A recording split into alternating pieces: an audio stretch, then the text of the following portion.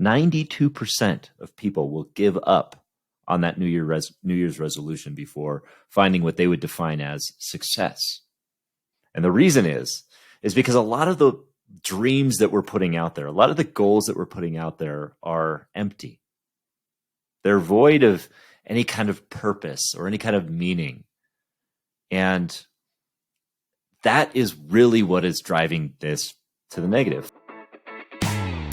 Hello, everyone, and welcome to the Flow Over Fear podcast, where it is our mission to help you to rise above fear and realize your ultimate potential in leadership and life. I'm your host, Adam Hill, and it is my goal to share with you the human side of high performance. My guests share their experience with fear, anxiety, struggle, challenge, and most importantly, despite all of it, how they rose above it to achieve incredible results. So, if you're ready to rise up, let's get started. Well, hello, everyone, and welcome to this Flow Over Fear episode of 3 Things with Adam Hill. And today, since we are in the beginning of the year, we are, beyond January 1st by this point, but it's also the time where we talk a lot about our New Year's resolutions. We talk about goals. We talk about what we want to achieve in the next year, right? Because it's a fresh start. It's that time to resolve to become better versions of ourselves, right? And here's the sad reality. The sad statistic that happens around this time is that only 8% of people, of those New Year's resolutions actually come to fruition. 92% of people will give up on that New Year's resolution before finding what they would define as success. And there's a specific reason behind that. And the reason is because a lot of the dreams that we're putting out there, a lot of the goals that we're putting out there are empty. They're void of any kind of purpose or any kind of meaning. And that is really what is driving this to the negative. I mean, think about the New Year's resolutions or the goals or the dreams that you've had in the past that you've set into the world, that you've set into motion. It might have been, I want to lose weight, or I want to start a business. I want to leave this job.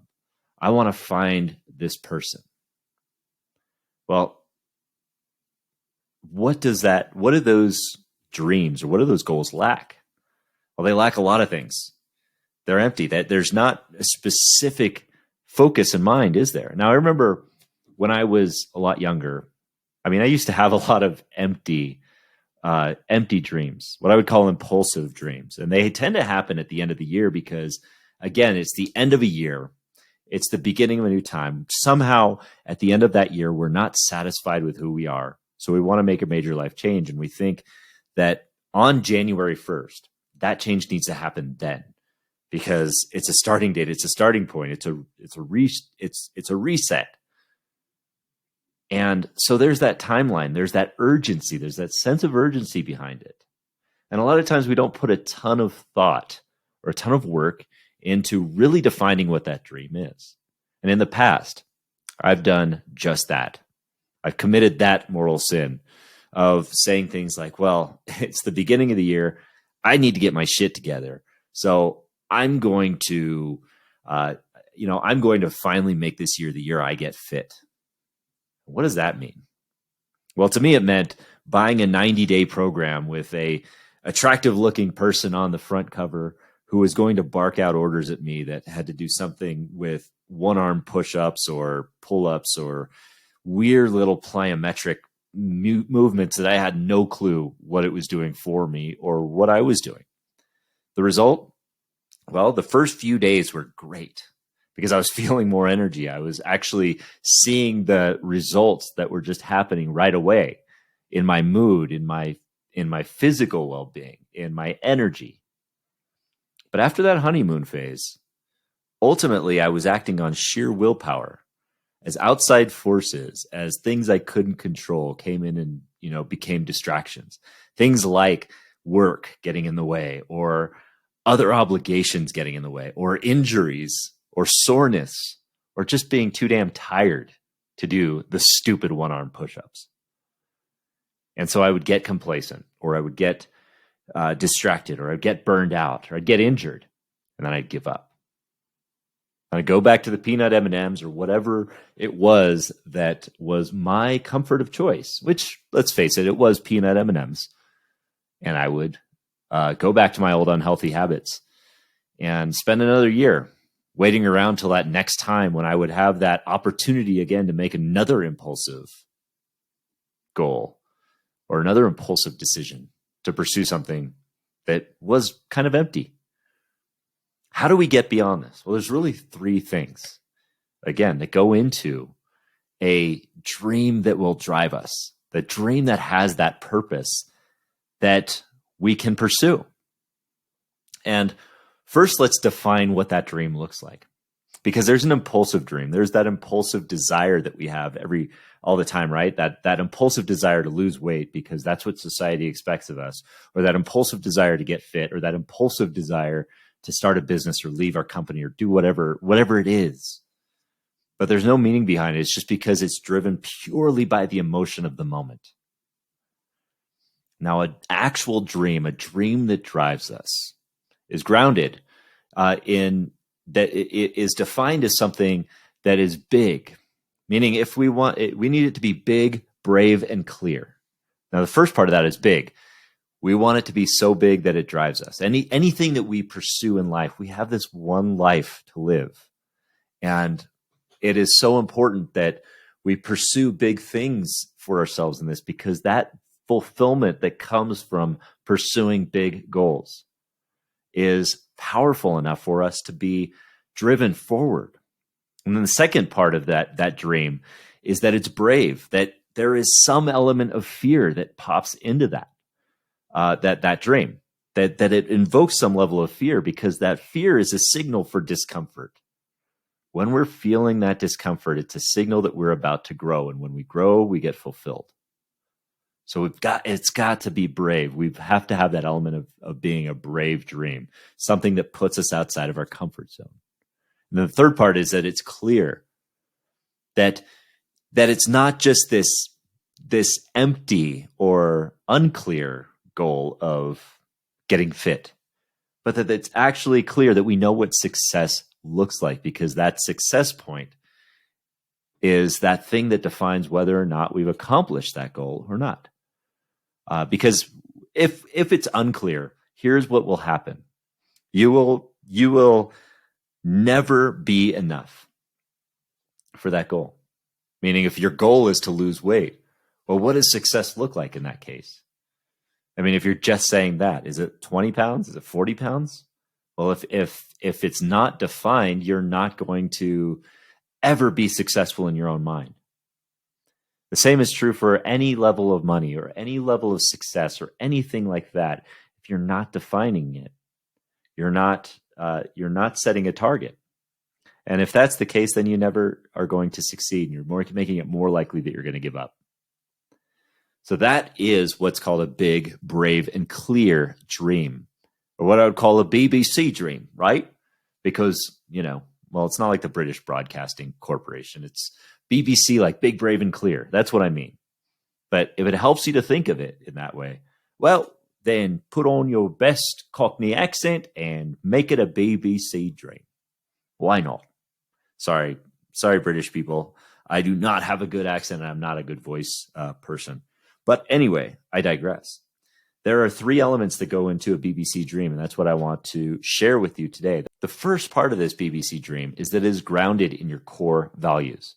What are your core values? Well, they're the things that drive us, right? And I've talked about this in the previous video, and this is why it's important to articulate clearly what you value, because the values will drive everything that's important in your life. And if your dream is not aligned with your values, well, then it's going to be impulsive, or it's not going to be effective. At some point, you're going to give up on it, right? So it's important that you look at that dream and that you make sure that it's aligned with your core values. So values is the first part. And if you need help finding out how to align that with your core values, watch my video on how to establish your core values. The second part is that it has a powerful meaning to you. Now, it doesn't have to be a powerful meaning to anybody else. It doesn't have to be a powerful meaning to the people that you're trying to impress or people that you work with or anything like that. It has to have a powerful meaning to you, meaning that it is coming from your heart. What is that powerful meaning to you? Well, when you look at Viktor Frankl's book called Man's Search for Meaning, meaning is one of the most powerful things that a human being can attach themselves to. It's what helps people to live through traumatic situations when they put a powerful meaning behind it. It's all based on the story they tell themselves. And we can attach a powerful story in either direction to really anything we come across. We can attach a powerful story to a traumatic experience that says, I am always a victim.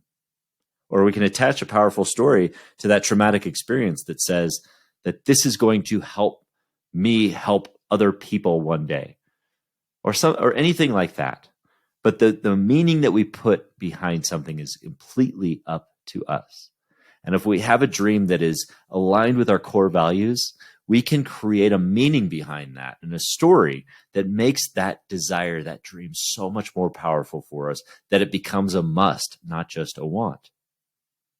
Now, the third part of that big, brave, and clear dream is that it invokes an equal measure of fear and excitement. It's what I call the oh shit factor, because when you experience it, you think to yourself, oh shit, right? Remember those moments that you've had in the past where you've thought of something that you want to do and it excited you at first, but then it scared you a little bit at first. And then that first thought you had, even if you don't curse, was like, oh shit, I've got to do this, or oh shit, I can't do that. So it's one or the other because it's an equal balance of fear and excitement. And either you let the excitement drive you forward to actually push you to do it, or you let the fear drive you into saying, no way, I'm not doing that. For me, that happened when I wanted to pursue Ironman. The first time I saw it, I had that oh shit moment when I thought about when I watched it on television. And my response was to lean into that fear and not pursue it. But the second time, I let that fear and that excitement kind of come in. I experienced both of them, and I let it empower me forward to actually pursue it, because it's that oh shit factor that tells us that we're pursuing something that will help us grow. We're pursuing something that might be exciting for us, might result in some sense of empowerment, some sense of meaning. And that's the beauty of those three elements, is that if we could find a dream that is grounded in our core values, that is entrenched in meaning and the story that we give to it, and it gives us that sense of, oh shit, we're onto something. And that's a dream that sticks. That's not a impulsive desire. It's an empowered desire that leads to an empowered decision, an empowered action that leads to consistency and discipline in the right atmosphere, in the right environment. So always remember that big, brave, and to seek out a big, brave, and clear dream, a BBC dream. And then when you have that, make sure that it's grounded in your core values.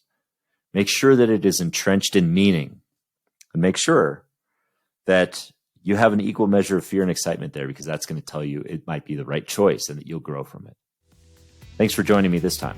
We'll see you next time. Hey everyone, thanks for tuning in to the Flow Over Fear podcast. If you'd like to learn more about getting into flow and learn the foundations of flow, I have a free video series on my website at www.adamcliffordhill.com called The Foundations of Flow. Feel free to go there and download it and start your journey to rising above fear and achieving greater flow in your life. And if you liked this episode, and I'm guessing you did if you stuck around for this long, then please do me a favor and hit the subscribe button, and you will receive notifications when I have new interviews, new recaps, and new trainings that pop up on YouTube. Thanks again for joining us.